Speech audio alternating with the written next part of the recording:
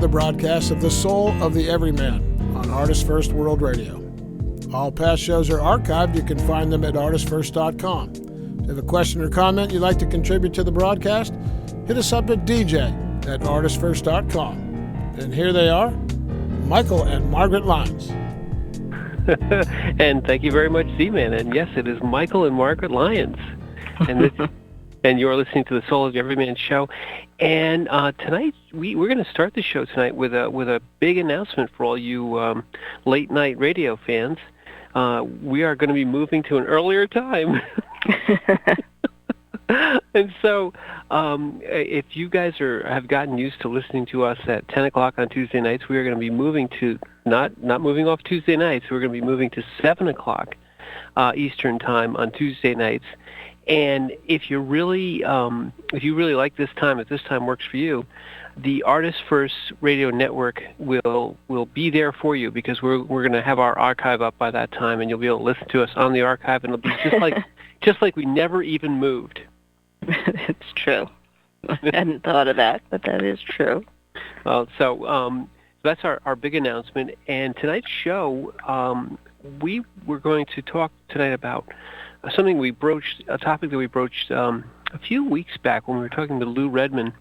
And if you guys are at all interested, that was a great show with Lou. It was maybe about a month and a half ago. But at the end of the show, we were talking about relationships, and Lou asked us a sort of an interesting question about whether or not, when people are in relationships and they find that they're kind of connecting with the same types of people, sort of over and over again. Mm-hmm. Why that might be, and I think you answered that it was because what you're doing is you're connecting with people that are a reflection of what's in your heart. It's kind of a reflection of who you are, and if you're connected. Yeah, no, I think that was a discussion that Lou brought up, that he was asking whether or not we thought that the people that you wind up meeting have something to reflect to you. And that example of dating, you're on the dating scene and you always wind up getting a certain type of person.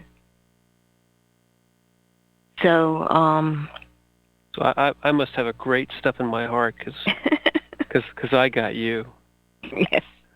Yes, you did. It's so true, folks. So then, if Lou brought it up, but I think it was a very germane question. I think something that resonates with a lot of people out there, because I think we know lots of people, not just young people, who find that they can't either maintain a relationship, or the people that they're associating themselves with seem to be, not the people that they feel that they want to be with, but the people they kind of always end up with. Right. They wind up dating or meeting, or actually it's seeing. It's the person that they're seeing. And it's very revealing, because that process of trying to figure out who it is that you're looking for is always a tricky one, because when you're young, especially, and you begin to start with all of that, there are lists that you wind up making on what kind of qualities you're looking for in another person. It's like all those dating sites and the dating apps that are out there. There's these lists of likes and dislikes and habit forms. And it makes you wonder what the algorithms are to try to put people together, not just matching this or that. But you're like, Well, obviously you were looking for somebody who had a great sense of humor and not a lot of hair. I don't recall that ever being on my list. Well, darn, because, if I had a list, I don't think I even had a list. Well, Now I'm kind of hung out to dry. But so tonight's show, to bring our topic back in, we thought we would talk about reflections, and because if you think of relationships as sort of a reflection of what's in your heart, or what your heart is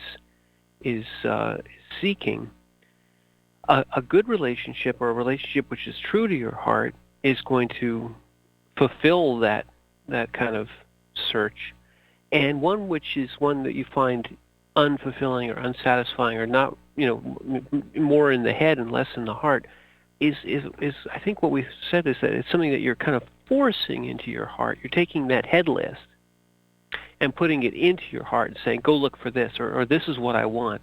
And if you listen carefully to your heart, it'll tell you that this is not what we really want. But if that's what your head is forcing into your heart, that's what you're going to get. Well, it usually turns out to be a battle all the time. Your heart's going to argue with you. It's not going to lie to you. That's what we've always said.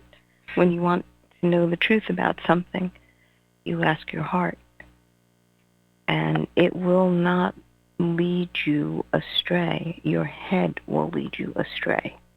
It will try to convince you that these are the perfect qualifications for the situation that you want. So it's a little tricky to begin to really understand the difference between those two head voices, internal voices. Well, you're right. It is tricky, and I think one of the things that Lou was bringing up was that he knows people who they say, "Oh, I always get the same kind of guy, or I always get the same kind of girl, and they're always wrong for me, or they're always a relationship which seems toxic, or it doesn't work."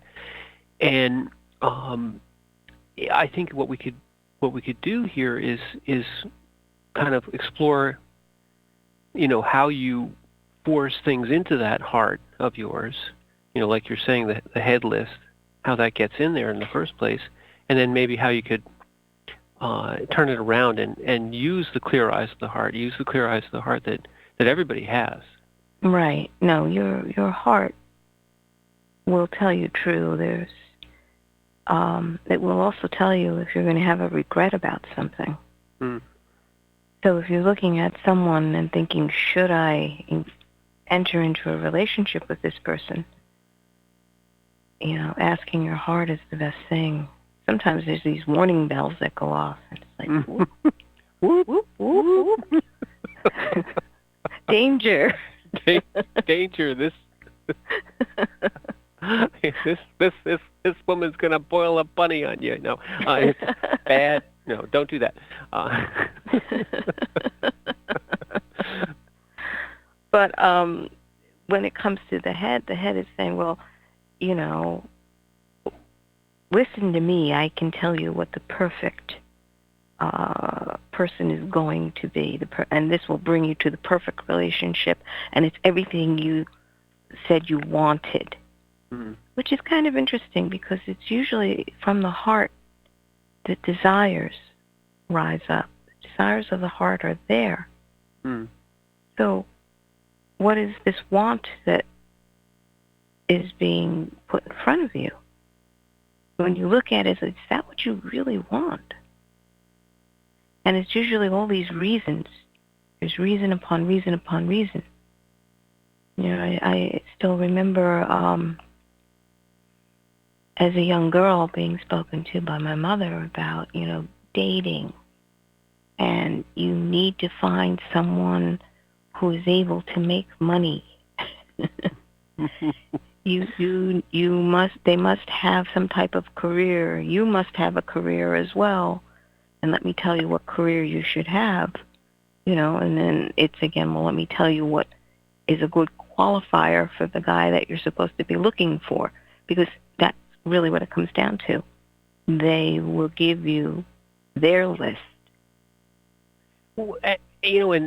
before we go right past it, that's exactly it. The head lists are external, and they can come from your mother, or they can come from Madison Avenue, or they can come from your dating list or your website, and they always are about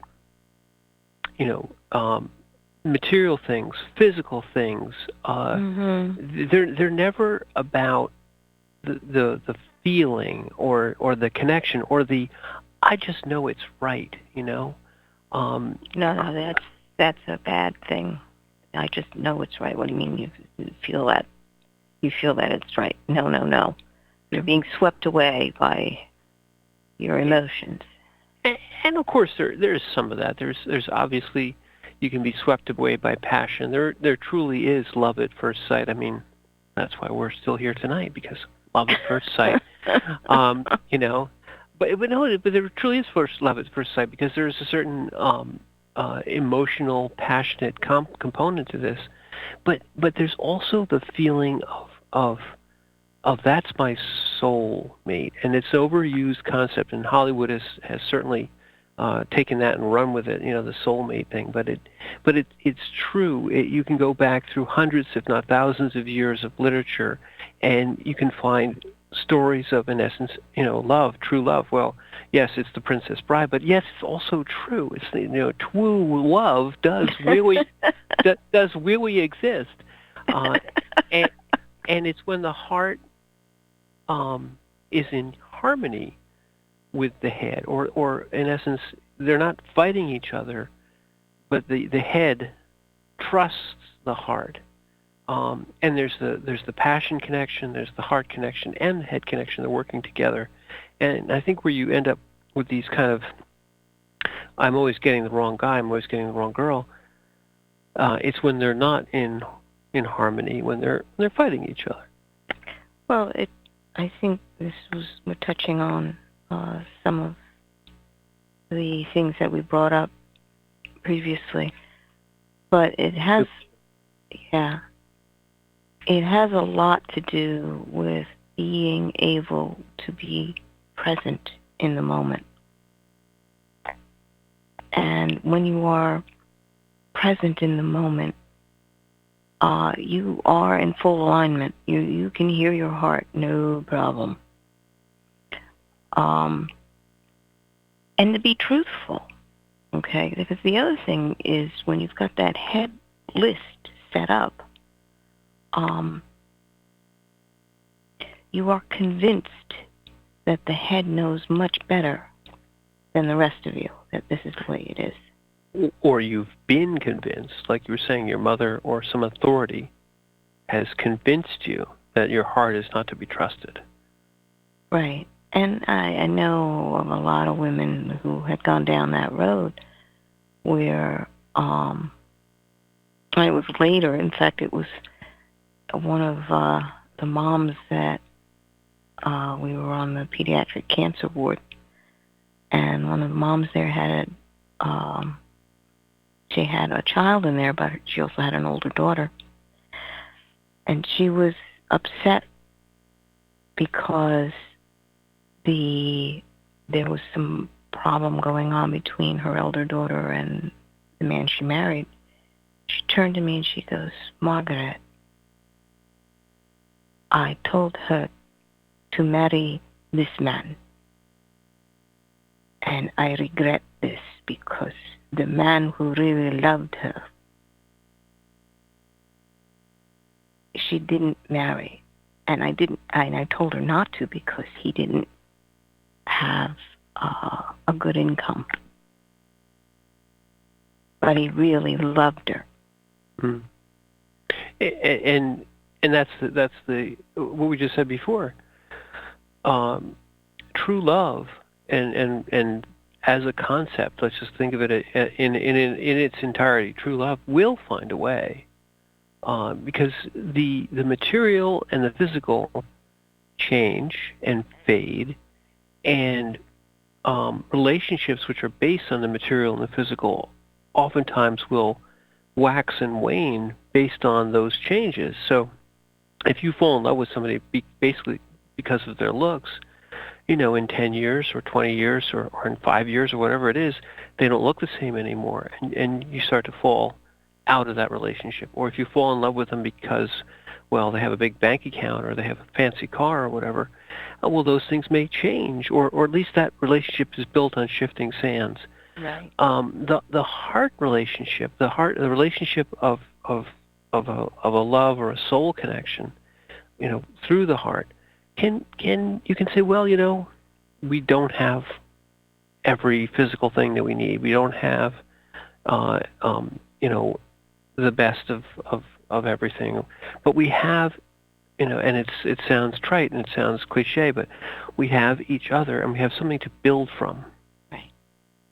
If you understand that the foundation is that love relationship, everything that is so solid that nothing can break it and shift it if it is built on ephemeral things, then you know that it will fall apart at some point.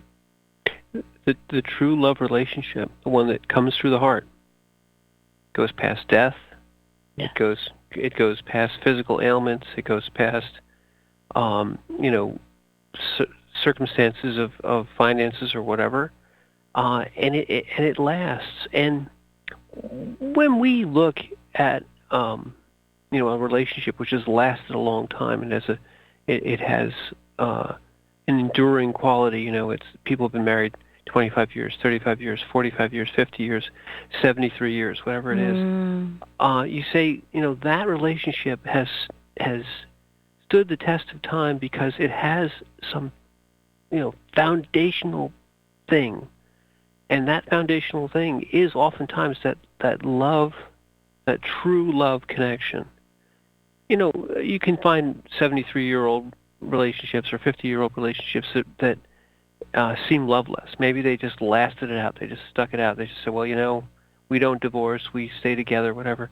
But those aren't the ones that warm your heart, that you look and say, these people really loved each other. And it's quiet. Love is not loud. Love is not a bunch of lists. Love is not, look what I have. It's just It is. Well, it's a person-to-person relationship which doesn't need to be explained. In fact, it often eludes or defies, some sort of a rational step-by-step explanation. I love you because, and you start to make lists. Here we go again, making lists. Yes, exactly. And that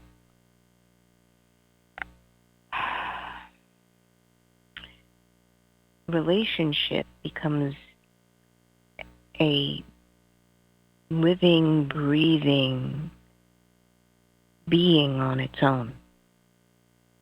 It's understanding that you're contributing to the growth of something more than yourself, and it is alive. This is a great point. Okay. Well, no, it's a great point because the sum of the parts of a love relationship is two things. It is its own thing. There's the you, the me, and the thing that is the two of us together that is greater than both. In other words, that the two entities that come together in the love relationship build something which is greater than both of them, which outlasts either of them or both of them, past their own physical existence, and can do more and be more and become more than either of them could be individually or even together when you add the sum of the parts. Just add it is truly greater than the sum of its components. Yes. It's understanding that as human beings, this is what we are meant for. And having and living a relationship like that on this earth is a almost like a training ground for what it means. You begin to understand that term, unconditional love. Because you realize that the relationship that you are in is far greater than what you are giving singly. And it's a vital contribution that you do to the relationship. But that contribution is amplified. And love always amplifies. Love grows. It allows you to begin to see past the boundaries that we have down here, because you know that it is eternal. You begin to understand what it means to be eternal. And it's only glimpses. We only get glimpses of it down here. We're incapable of comprehending eternal. It's just a word for a lot of people. Yeah, very true. But again, before we go too quickly past it, the antithesis of that is the love which is built on lists. And because if it is the most conditional of loves or most conditional relationships, when you sit there and say he has to be 6'2" and have square shoulders and regular features and whatever, blonde hair, blue eyes, blue eyes, fast car, blah blah blah. All these things, what are they? They are conditions, Well, and if you don't, that's exactly it. When you're talking about conditional love, and I guess maybe that's the core of what this process of learning of what it means to be in relationship. You start with conditions and realize that you do not want a conditional love. You feel what it's like to be involved with someone who has multiple conditions and multiple flaws, because no one is perfect. Except you. Stop. Sorry, folks, but hey, someone had to have a perfect relationship, and so me. Stop. Never mind. Yes, go ahead. Come back. No one is perfect except you. Okay. Okay. And when you begin, because the reason why we make lists is because you know that you're not perfect, and you're looking for your perfect mate or your perfect complement to perfect you, which is, I think, absolutely fascinating. That's a topic in and of itself right there. Yeah. It's just like, I'm going to look for this person because this person will perfect me. Well, the term is complete me. Oh, complete me. Yes, you're looking for someone to complete me, as though you were some sort of puzzle missing a few pieces, which, you know what? Some people really are. Some people really are a puzzle that's missing a few pieces. Or what's also known as a picnic short a couple of sandwiches. Or there's a number of other... Go ahead, sorry. It is so bad. You are looking for someone to complete you, and I'm telling you, you need super glue.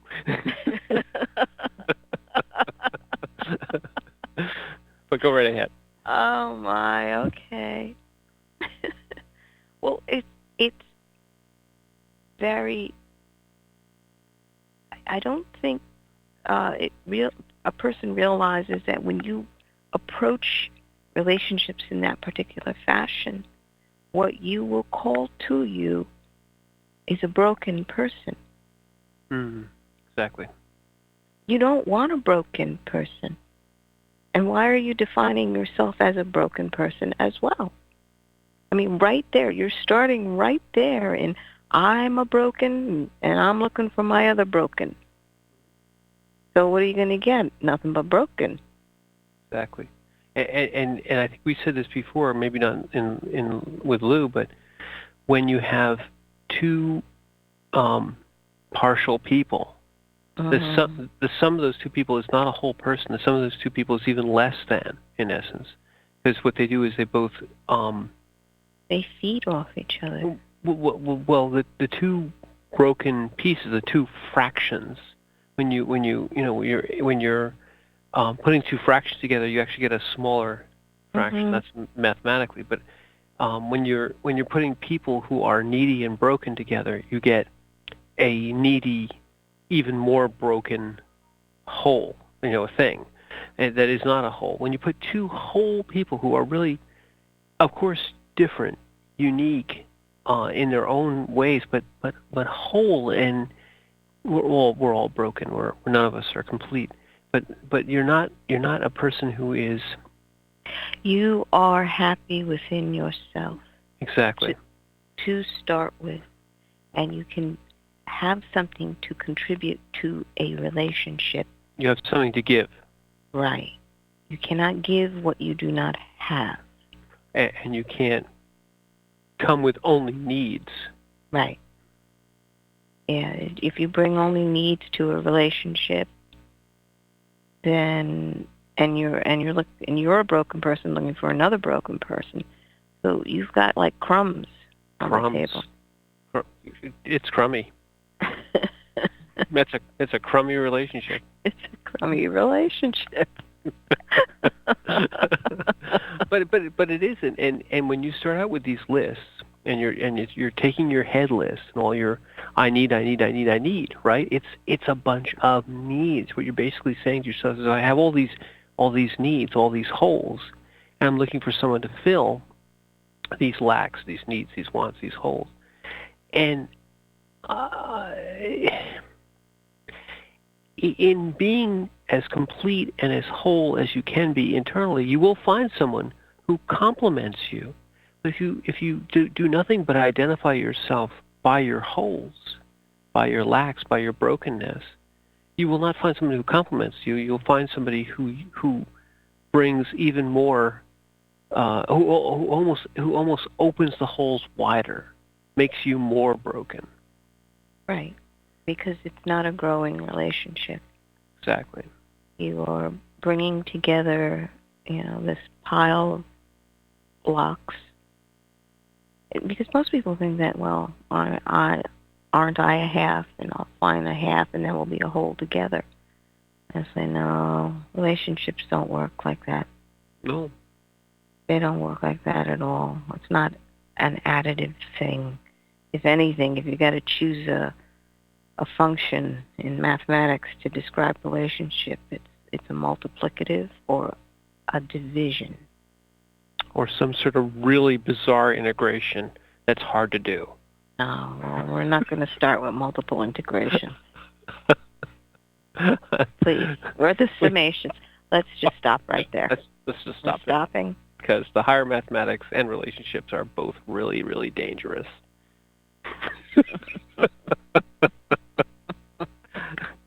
Okay. I feel scared. Are you scared? Yeah.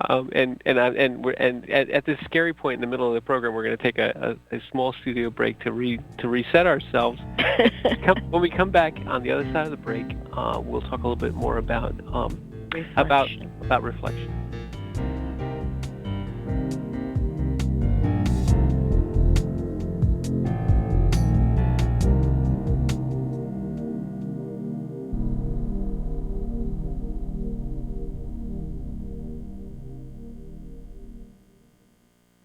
Hi, my name is Christina Garlick, and my new book, Nevada Rain, is now available. It's a sci-fi fantasy story for ages 14 and up. I hope you check it out, and of course enjoy. Also, you're listening to the ArtistFirst radio network that has a station for everyone. There is a Reaper is the story of 5-year-old Christopher Aaron and his life-changing struggle with leukemia. Winner of both the Indie Bragg Medallion as well as the reader's favorite silver medal for memoir, There is a Reaper has more than 100 Amazon book reviews and a 5-star rating. It has been described as life-changing, spiritual, a must-read. Just released on Audible and iTunes, this memoir is also available in paperback and on Amazon Kindle for only 99 cents. Get your copy of this life-changing memoir today. Get ready, Jade. I've got a surprise adventure you're gonna love. Really? We're gonna swim with Sally the tiger cub. Even get a photo with her that you can share with all your friends. I don't want to go, Mom. You feel all right, Jade? I thought you'd love this. I'm okay, but I feel terrible for those poor tiger cubs. Did you know that they're stolen from their mothers the day they're born? What? Yeah. How'd you feel if someone kidnapped me at birth? Well... And when the cubs do normal things like nip and paw, they're punished so they'll sit still for photos. And how would you feel if you were a baby and they pushed you into a deep pool to swim for your life? I never thought about it that way. And when they get too big to pet, they end up being imprisoned in tiny cages. Where'd you learn all that? From StopBigCatAbuse.com. Studies show that children who learn compassion for animals show more compassion for humans. So teach your children well. Learn more at StopBigCatAbuse.com. The Fat Man Gets Out of Bed is the latest book from Michael Lyons, the award-winning author of There is a Reaper. Featuring 13 original stories, this wide-ranging collection has everything. Forbidden love, gods versus demigods, weird invading aliens, sexy seductive artificial intelligence, and unusual passion between the living and the dead. All set amidst fantastic worlds of pain and loss and boundless joy. From the sublime to the macabre to the bittersweet, The Fat Man Gets Out of Bed will leave you breathless with laughter, brimming with tears, trembling with suspense. Available now on Amazon.com, Google Play, iTunes, Kobo, and fine e-tailers everywhere.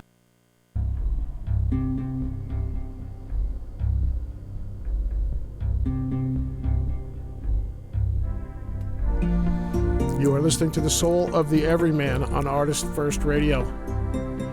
Your questions and comments are welcome at dj@artistfirst.com. Back to your hosts, Michael and Margaret Lyons. Thank you very much, Z-Man. And yes, this is the you're listening to the Soul of the Everyman show, and this is the second half hour. If you guys missed the first half hour, our topic tonight is on reflections. And in this case, the topic means, in essence, how reflections of what's in your heart, whether it's the things that you're pushed into your heart or whether you're actually listening to your heart, how those reflections influence the relationships, the people, and the way you have relationships outside of yourself, are reflections of what's in your heart, whether good or not good or bad, but whether it's true or sort of the head voice. Well, one point I'd like to make is that it's very difficult for the head to force anything on the heart. Just, it doesn't work. But what can happen is that when someone has pushed away something that they feel is negative or a quality of themselves, they just don't want to see it. It gets pushed under the table, if you will, so you just can't see it. But when it gets pushed away like that, it is still an issue that has not been resolved. So the heart sees that. And that's where the reflections come in. That's when you begin to see that, well, I've always had I've always had an issue with authority. So the guy that I'm attracted to, suddenly he's very dominant. Why am I always attracted to this dominant person? Well, just you haven't taken care of the authority issue. So it's becoming aware of, it's not just about what your head is deciding that this is what you want to engage in. Understanding that your motivations are much deeper than you realize. And if it turns out that you're seeing something that you can't figure out why is this coming back to me again and again and again? What am I not seeing? Well, and I like that, because what you're really saying is that, and I misstated it, so let me restate it. not forcing things into the heart. What we're saying is the things that you're ignoring in your head, or you're telling yourself that I'm okay about that. That's all fine. The heart says, no. You still have a problem with X, Y, or Z, and so the heart reflection outward will bring that back up to you. Like you said, you have a problem with authority in some way, or you have a problem where you're always attracted to, I'm always attracted to these bad boys, or I'm always attracted to these wimpy people, or whatever it is, pick it. And if you listen carefully to your heart, the heart will tell you, well, that's because of this actual issue which you're not dealing with.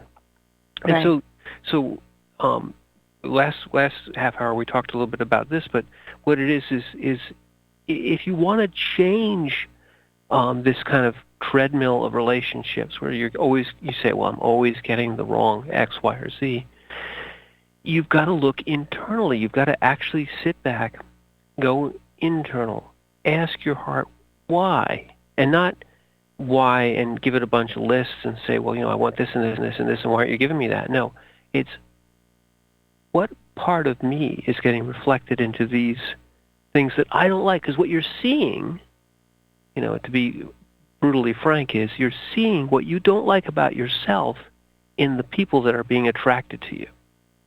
The part of yourself which you're hiding from is coming back to you in Technicolor, with a sports car, and saying, well, why am I getting the Technicolor sports car? Because that's the part of you that you're hiding from, or you think you're hiding from, but it's coming back in this form. And it's a way of understanding this is what you're doing to yourself. Mm-hmm. This is how you're processing things.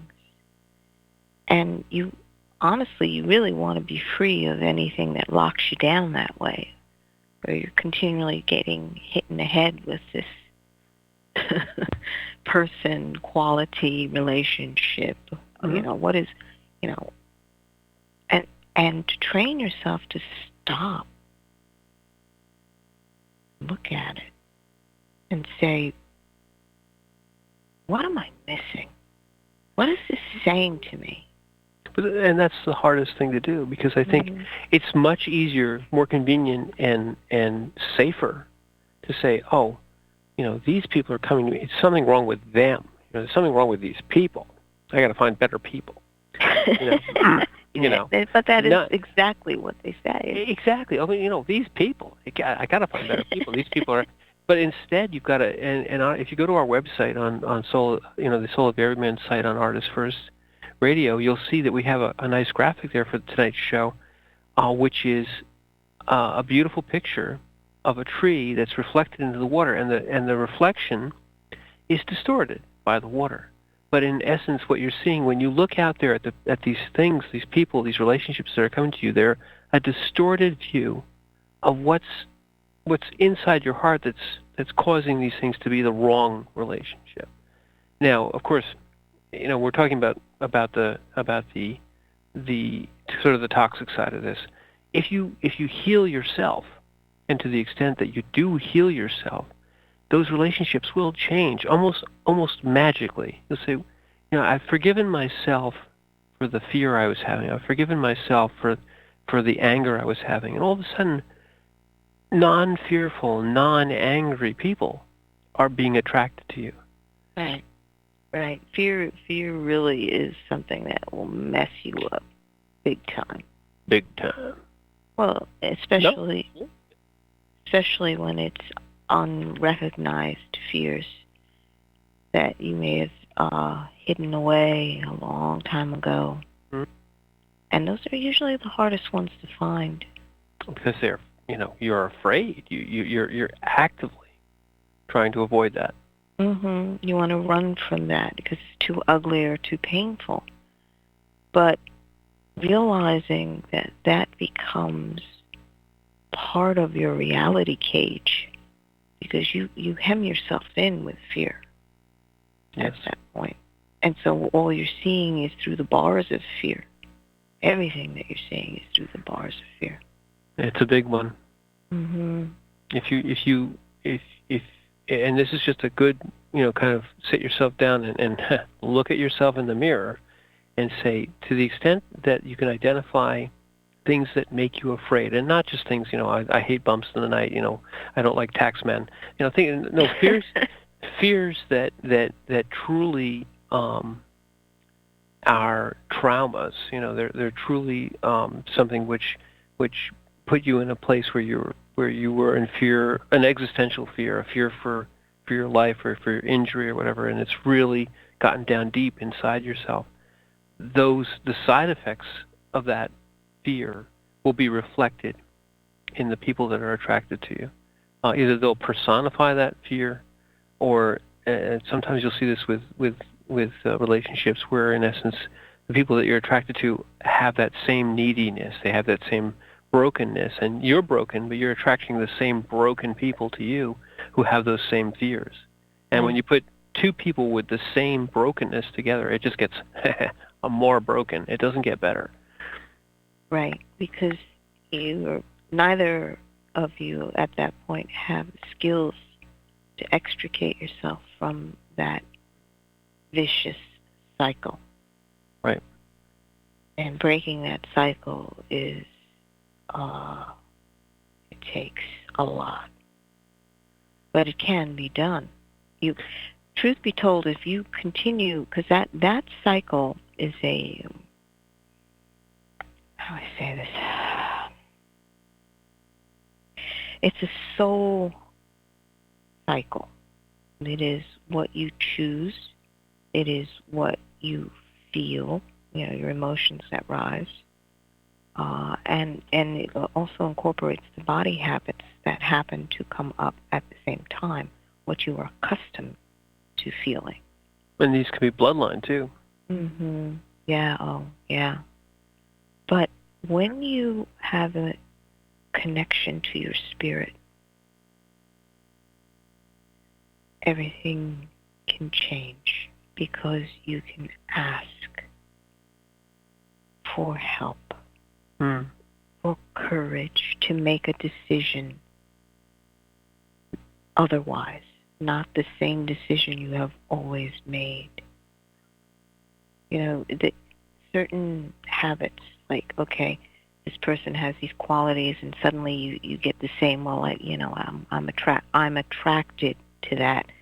It's like, okay, stop, just breathe, stop for a second. The same pattern. Mm-hmm. I need help, Lord. This is it. I don't want to fall into that well-worn groove again. Exactly. I need help. I don't want to do that. Just deciding that I do not want to do that again. God help me. It's similar in some ways to, 12-step programs or programs where people are being helped out of destructive, addictive cycles. Because that's the same thing. They're falling. What gets them into a destructive, addictive cycle? They fall into that groove and repeat that same destructive behavior. Getting out of it, you have to realize what's the first step. You have to admit that this is your problem, and then you have to say, "I can't solve this problem by myself. I need the higher power." And so, call it what you will. Call it God. Call it a higher power. Call it. But the point of it is that you have to admit you have the issue. And now we're talking about relationships. Admit I'm attracted to this particular person, and they're bad for me. That's the problem. Then you have to say, I can't solve this on my own. I need the higher power.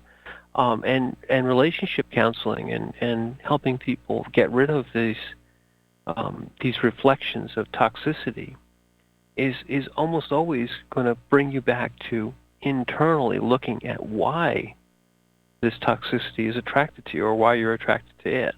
Well, why am I doing that? Why am I attracted to that? Why does this seem to... And usually it's because you don't feel loved and accepted. That's a big one, yeah. Yeah. I mean, you make do with these other relationships because This is all I guess I'm good enough for. Ooh, that's a real good one. This is all I deserve. This is all I'm worth. Right. A lot of toxicity comes in, or bad relationships come in, a reflection of your own self-worth, what you feel you're worth. Like, I'm not worth a better relationship, so this is what I always get. Yeah, I guess this is what I deserve, and it's like, no. Oh, no. You are a very precious, precious individual. But you have to accept that. Yes. And you can only really, literally do that when you can receive that love. That it's unconditional love. See, that's the thing. That's the difference. You're always looking to a conditional love to find satisfaction, where in your heart, in your soul, it can only be satisfied by an unconditional love. Right. Exactly. And we talked about this last half hour. When you start off with your lists, with your brokenness, with your I wants and I needs, every one of those, individually and collectively, is a condition. Yes. And you're making a list of conditions.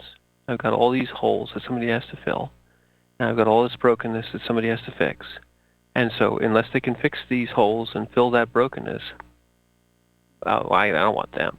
But you end up with the broken, unwhole fixers, those bad people.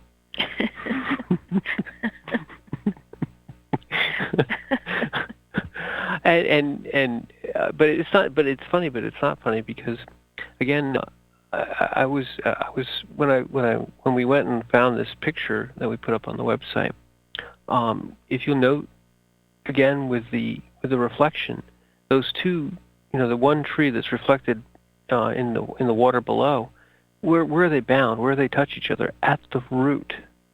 And when you have these issues, there is a root to them. It isn't out on the branches. It's not out in the air. It's not something that the people that are being attracted to you are not attracted to you out of nothingness. They don't just pop in.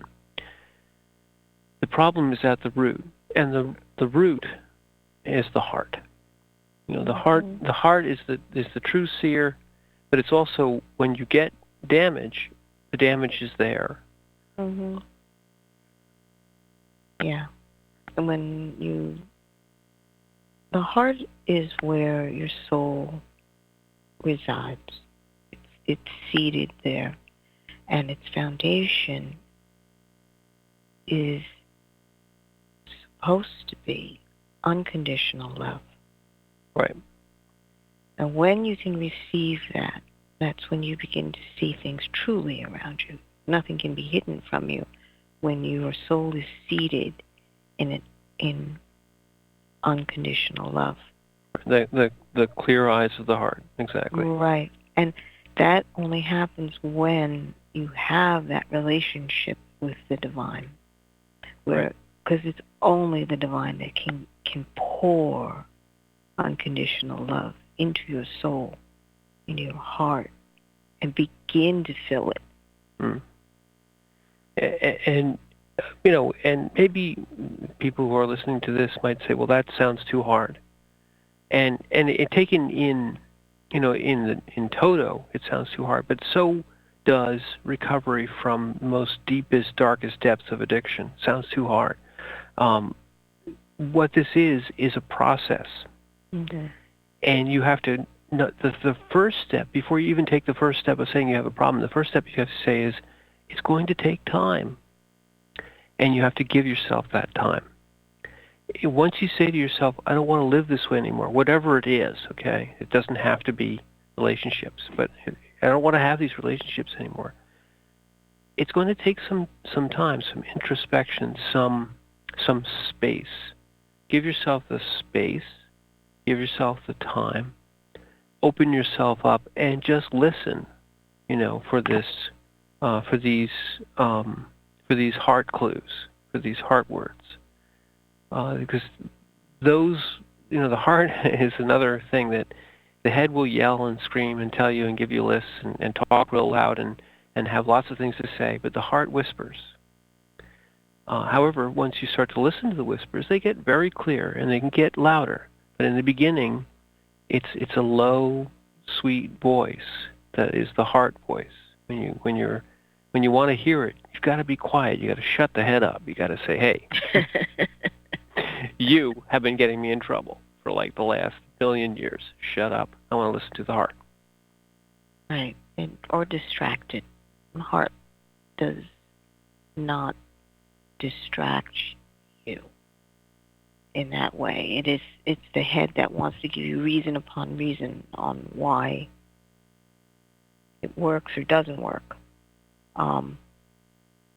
But whether or not it functions, and that makes you stop and think, what is its actual function? Mm-hmm. When you look at what the heart draws to you as your reflection, what is it that I am actually seeing?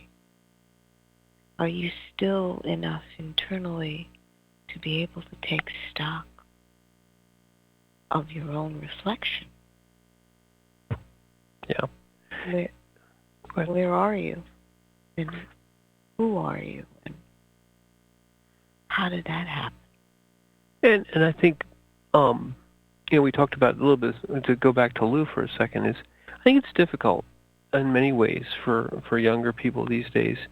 There's a lot of the head voice that's in their faces all the time. There's all the social media head voice. There's all the Madison Avenue head voice. There's all the, you have to look this way and you have to do these things and you have to have that stuff and blah blah blah. And this is it's very confusing from that external, like, who am I kind of point of view. Is getting crushed by all this stuff. And then so you have all that external pressure. And then if you don't have that solid foundation, and this is something you get from relationships that you see modeled in front of you, the relationships that are in your own family, that between your parents, between other mentors, because those relationships, if they're solid, if they've got a real good basis, a real good heart basis, it's a way of learning who you are. Because you say, well, these people are like me. They're very close to me. They're my parents. They're my mentors. But if you don't have that, and you just have that external, do it this way, do it this way, do it this way from the outside, it leads you astray very, very, very, very quickly. Now, some people have, even with all these problems and even broken relationships, they have an internal, this is their soul. Their soul is eternal. It's got an internal fortitude. But many, many people need the models, need the help, need the external examples. And if you don't have them when you're young, this is where you get fractions. This is where you get people who feel very needy or feel very lost.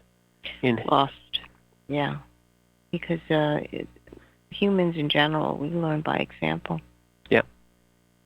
And it's the reason why the storyteller in human culture has always been so very important. It's the stories that we wind up listening to, and it turns around into the stories that you tell yourself on who you are and what is going on. And if you're not grounded enough in your person to understand that there are many ways of seeing the same situation or problem, and many ways to solve a problem or bear witness to the problem, it can be overwhelming. Mm-hmm. Oh yeah. And it comes to a sense of identity, right? You mentioned the storyteller and the stories of your group, of your culture, of your tribe, your family, whatever it is. Those are the things that you model on. You can use them to create and to fortify your identity. And I think the most important thing is that people want to find themselves in the story. Whatever the story that's being told, they want to be able to find themselves in it because they want to find a place. Yeah. And I don't think that has been addressed enough for people, because everybody says, well, you got to go write your own story. And he says, go find yourself type of thing. And you're like, I have no clue, because you haven't had the opportunity to be exposed to actually what's out there, to even begin to craft your own story. Right. Or you get a lot of conflicting stories, and it's just a hodgepodge of, buy this, do this, wear this, smell this way, blah blah blah, and those aren't those are stories of very external, ephemeral things. They aren't stories which speak to the heart. They are the sort of the easy way to begin to engage, but you can't cling to it. Right. I think I said this before. It's a question that I see parents always asking kids, or adults asking kids, do you like this or not? And instead of, what is it that you're seeing or hearing or tasting, or what do you think about that? They always say, well, do you like it or not? And it puts the mindset into, well, gee, I have to be comfortable. I have to like this. No, your experience is broader than whether you like it or not. Right. Experiential versus right. Judgmental. Correct. And it's fascinating, actually, to begin to be able to realize that you are more than whether you like it or not. What's going on in this moment? Right. You're not a human who just has to judge things, like it or not. And then, I think we said this in a previous show, where what are bad things? Well, bad things are things I don't like. So it's all I. It's all based on the key of me.